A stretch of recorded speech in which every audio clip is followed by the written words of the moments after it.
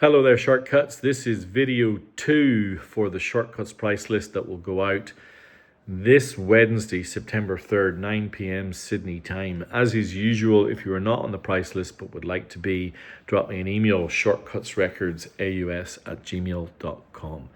This is the genre list, and I think this is one of the greatest genre lists I have ever had. I think the first 6 records here are all should be part of everyone's collection. I think and then there are more to come that are equally wonderful. I love this list, and I'm very, very, interested in any comments you folks might have about this. Last week, I had a mini showcase of Herbie Hancock and a pretty deep dive on Quincy Jones. This time round, we're going to kick this genre list off with a small selection of my 2 personal favorite Marvin Gaye records. No surprise, we're going to kick off with his classic What's Going On. Rolling Stone magazine recently, maybe a couple of years ago, refurbed their top 500 albums of all time, and What's Going On by Marvin Gaye was number 1, and rightfully so, in my opinion. On Tuesday evening, I went to see Tyler, the Creator, in concert with my 13-year-old son, Finbar. And it was revelatory. It was incredible. On the way there, we drove, takes about 50 minutes, and we were alternating tracks as we do. And he played me some Kanye West from the Life of Pablo album that has a real kind of gospel feel. And so I listened to that track and I said to him, you know what, Finbar, let's put on the opening track of What's Going On, the title track, What's Going On. That the track that started Marvin Gaye's Velvet Revolution. It was Washington, D.C., to his tragic end. He reshaped soul by marrying gospel and social conscience and truly stupendous playing of the most immaculate arrangements. So after a string of classic singles and the death of his singing partner, Tammy Terrell, the turmoil of the Vietnam War, this pushed Gaye in this direction. The opening track of this album features congas and woodwinds, Jamie Jameson's unbelievably melodic bass, the multi-tracked Marvin Gaye vocals that act like his own choir, What's Going On, Mercy, Mercy Me, Inner City Blues. They are all just seamless. It is amazing. And Finbar sat in silence, and I could tell that he was figuring out the through line here. I mean, I cannot tell you how influential this record is. And I think that its legacy is growing. I mean, it only recently became Rolling Stone's number 1. This has not been the ubiquitous pick. This has got there over time. And I think there's something about the era we're living in at the minute that still means this music has life and meaning and weight. It's spectacular. I've never had this record with an Obi before. It's supremely hard to find a record that's in this quality. Absolutely fantastic condition. There's the lyric sheet. I played side 1 earlier today. It's just marvelous condition. Beautiful. Fabulous record. Fabulous pressing. I love Japanese Marvin Gaye. That's what I have on my own shelf. Now, the second Marvin Gaye record that I want to talk about is a little bit different. There's What's Going On. Crazy. I probably should just keep that, I mean, the legacy of this album is beyond genre. It's something else. But this second record that I'm going to talk about is not as famous as What's Going On. Um, What's Going On universalized frustration and pain. Here, My Dear diarizes it. Um, this album was made during Marvin Gaye's divorce from Anna Gordy, and it's on one hand confessional.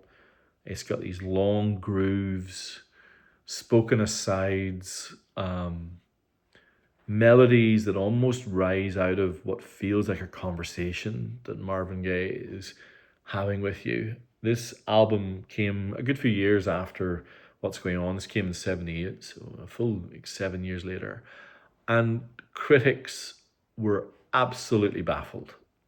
Reading back some of the contemporary reviews, it is like people were thinking, what the hell is Marvin Gaye on?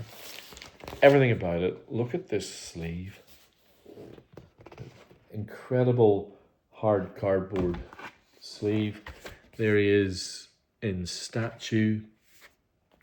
There's the back. The insert, the inside is like, I don't know. It says judgment right across. It's so multi-layered. Written, produced, and arranged by Marvin Gaye. It has a multitude of musicians. It's unhurried. It's really intimate. There are Rhodes cushion keyboards. These really rhythmic guitars. Marvin Gaye stacked on Marvin Gaye, stacked on Marvin Gaye. If you think his harmonies on What's Going On were spectacular, just wait till you hear When Did You Stop Loving Me? When Did I Stop Loving You? Anger, or the really sarcastic, You Can Leave, but it's going to cost you, which is true. Now, this is also a white label promo for those of you who collect those things. A marvelous record. I love it. Maybe there's some of you who are like me, fans of everything about it. Everything about it. This is an album where the deep cuts are everything. It's layered with legal and romantic symbolism. It is super personal. Genuinely think it's one of his masterpieces. So how do you follow that? Well, I think we follow that with two of the greatest blues albums ever made. As I said, I think this list is the one. I did a list of my favorite blues albums a couple of years back, made a video of my top 5, and this album was number 2, and it was so close to number 1. It is Indianola, Mississippi Seeds by the mighty B.B. King. As you can see, complete with Obi. I don't know if this is the first press. I'm going to have to. YZ8039AB. All I know is it plays spectacular. I had a couple of people in yesterday and we played the first 2 tracks of this. The opening track feels like it's a very traditional blues album. You've got B.B. King on kind of solo accompaniment with this typical blues laydown. Nobody loves me but my mother. And then it crashes open. Bill Shimmick's production, Carole King on piano. You heard right, Carole King on piano. Joe Walsh on guitar.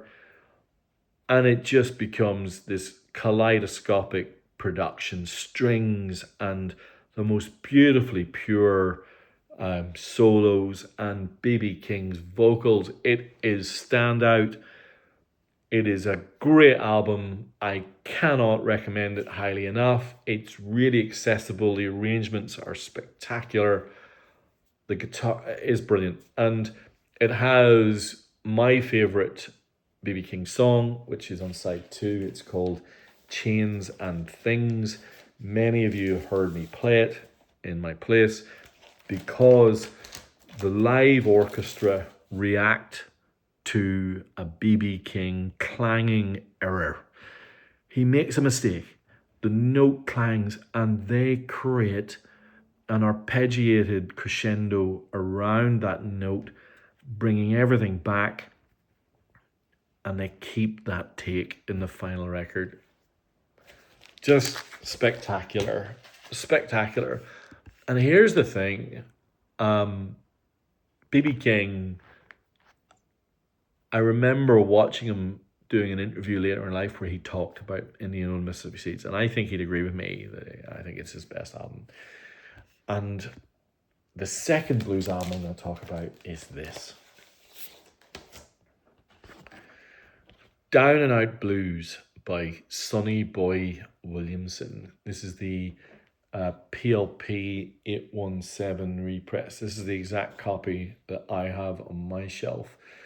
All My Love in Vain, Dissatisfied, Fattening Frogs for Snakes, which is the opening track on side 2, and it is good as the title, and the title is awesome. Your Funeral and My Trial. Let me explain. Honestly, it's barely 30 minutes long. It plays like a punk record. Basically, Sonny Boy Williamson, or Rice Miller was his real name. He brings a wit and super cool harmonica to Chicago blues. After years of being in Southern radio, laconic delivery, kind of this almost, I don't know whether you'd call him a con man style delivery. It is basically 50s style Willie Dixon classics just brought home. The sound is really dry, really immediate. His harmonica playing and his vocals are up front. The guitar is just tucked in behind. Quite spare drumming, actually. It is a spectacular blues album. It is absolutely essential, concise. You can pick tracks to put on playlists, endlessly influential, particularly of the British blues boom. So, the likes of Clapton and Jeff Beck and all those folks, they absolutely loved these old 45s. It is brilliant. Grab it. It's that good. And I'm going to keep it coming. In terms of spiritual reggae by my favorite reggae band, Toots and the Maytals, this next album is as good as it gets. This is In the Dark by Toots and the Maytals. Toots Hibbert, Frederick Hibbert, he lived a life, but he focused the church and soul searching and Jamaican rhythms together in Toots and the Maytals in a band that is as good as that genre has ever produced. Deep, rootsy music that traveled way beyond Jamaica. And In the Dark is peak Maytals. What does that mean? It means call and response choruses. It means this beautiful warm organ that sits on top of these lolloping bass and drum beats. It's got church percussion. You do feel like you're being preached at. It is a mix of testifying jams and kind of party anthems. It's joyful but still gritty. The critics loved it at the time for its songcraft. I love the sleeve. Now, the only issue with the sleeve is it's got a split spine. The record itself is fabulous, and Japanese reggae albums are really great. It is an evergreen bloody classic. Just so good. This, and it's on the original Blue Trojan label too. And it keeps on coming. Look, many of you know how much I love the OJs, and this, I think, is the OJs classic album. This is Ships Ahoy on the cardboard gatefold. I think this is the greatest Philadelphia international soul record. This is Philly soul under Gamble and Huff. This is harmonies and rhythms.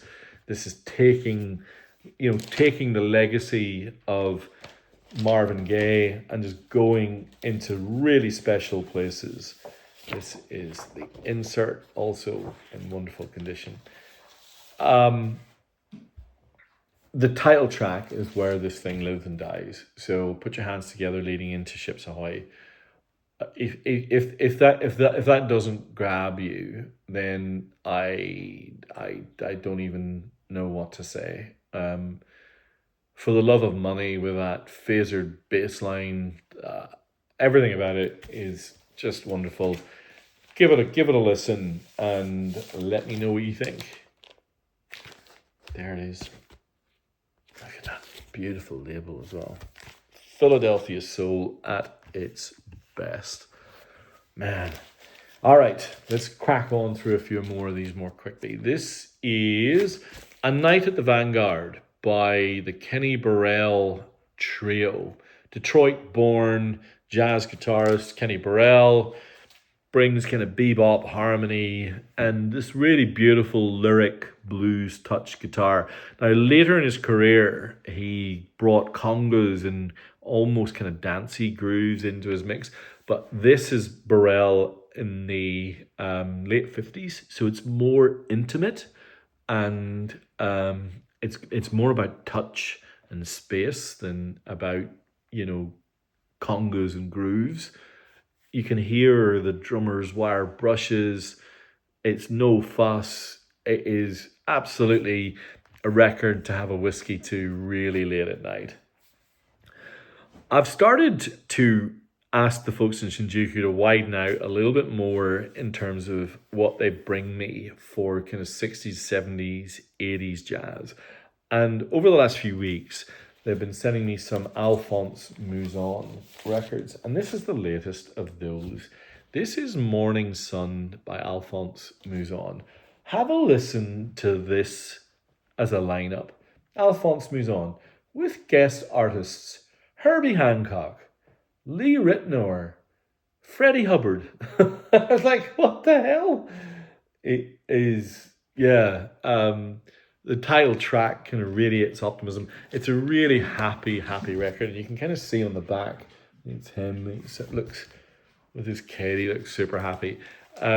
This is more, I think, this sort of record that might suit a kind of crate digger DJ type, because it's got a lot of kind of step up grooves and really interesting breaks. I don't know, a really interesting record. Morning Sun by drummer-composer Alphonse Mouzon. Obviously played with Weather Report, so if you like that kind of style, it's quite something. On the classic rock list that I did earlier, I had some red vinyl from Elton John and Creedence Clearwater Revival. We got some beautiful red vinyl here again, the ever-clean, super high-quality Japanese red vinyl. And this is one of my favorite records on the list. This is Working Together, the hard cardboard first press gatefold from Ike and Tina Turner. This is 1970. This is when these guys were absolutely in their pomp. Raw R&B crossover. At this point, they were making waves in every single chart, not just the R&B chart, the Ikettes, in the precision of their backing, everything about it. This is relentless funk rock, road tough, studio prolific, great stuff. And I know there's a legacy to Ike and Tina Turner, but this is kind of like Sly and the Family Stone meets, Tina, and they find a way to do something great. I love those hard cardboard records with the red vinyl. I think there aren't many, maybe Feeling Good, but there aren't many Ike and Tina records that are as good as that one. Okay, I have two George Benson records, two of his classics. I've got Breezin' and I've got In Flight. Now, Breezing, I'm pretty sure this is the first press. The In Flight is also another one of these hard cardboard gatefolds. I'm just going to show you that with the obi. I think they both have the obi. They both have the obi, which is wonderful. So, for those of you who like that era of gliding guitar that George Benson brings to the genre, these are as good as kind of jazz and soul and rock adjacent kind of to the pop charts gets, really. Super tasteful. Really like these pressings. I think that In Flight came hot on the heels of Breezing, and it's a little bit more funk oriented, and I don't know, I think I like it more, but I'm curious. I'm happy to take some recommendations. Over the last little while, I've had a few reggae records, but no one's really been interested in them, which is a bit of a shame. I know we've got Toots and the Maytals there. Who did I have last week? Culture, one of my favourite reggae albums, and there wasn't a single piece of interest. But I also love this band featuring Leonard Dillon, who is one of Rocksteady's greatest ever singers, harmonies, rhythms. This is the Ethiopians, and the album is called The World Goes Ska. So this is on the classic Trojan label. So I don't know too much about this one. I'm going to do a little bit more digging, but I'm a big fan of the Ethiopians, and I've never seen this one before. TRLS 312, it suggests it could well be a compilation of many of their kind of 60s tracks. We'll find out more. Okay, I've got a few to go. What about this? Another classic funk band, the Tower of Power. And this is one I've never had before. This is Back on the Streets. The Tower of Power, famous for their spectacular horn section.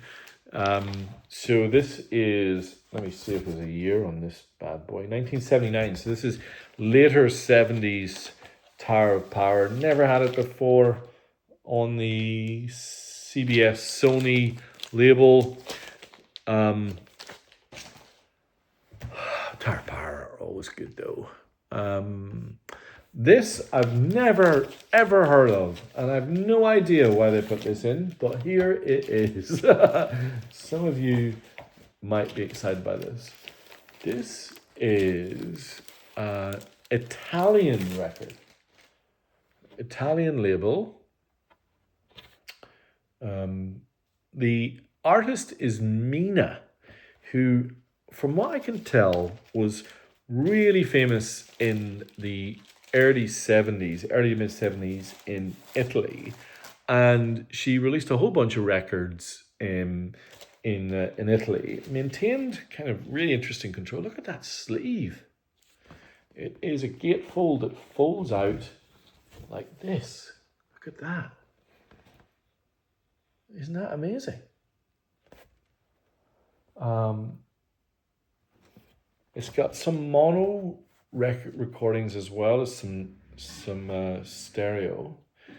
I'm gonna have to figure out more, but I played one track from it earlier. It's very luxuriant, like strings and woodwind and brass and a really dynamic rhythm section that almost you can kind of go from a bar chanson into kind of almost like a groove. Really, really interesting album. I don't know if any of you know anything about Mina and about this record, but I would love to hear from you if you can educate me. I don't know. Kind of very unusual. And there's a couple more unusual ones to go, but this one I like a lot more. This is the white label promo of Discotheque A Go-Go by Hal Blaine. So Hal Blaine was the drummer of the Wrecking Crew, one of the great soul band, I guess a soul band of all time.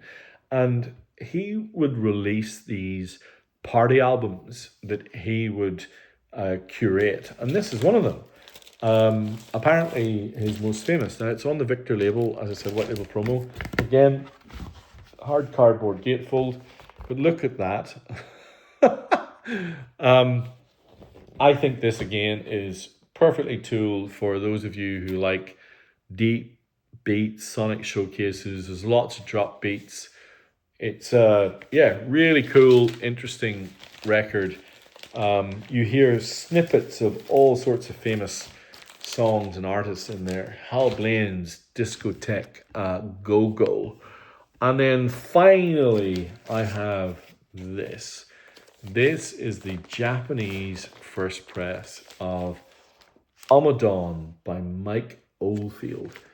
Obviously, the teenage studio prodigy who hit global success with Tubular Bells and then doubled down on all sorts of different fused folk and progressive structures. Mouzon is maybe the most interesting of his mid-70s records. A lot more guitar and kind of hand percussion in there. I don't know, kind of textural, interesting. From what I can tell from reading the blogs, a lot of people love the sound quality of this one.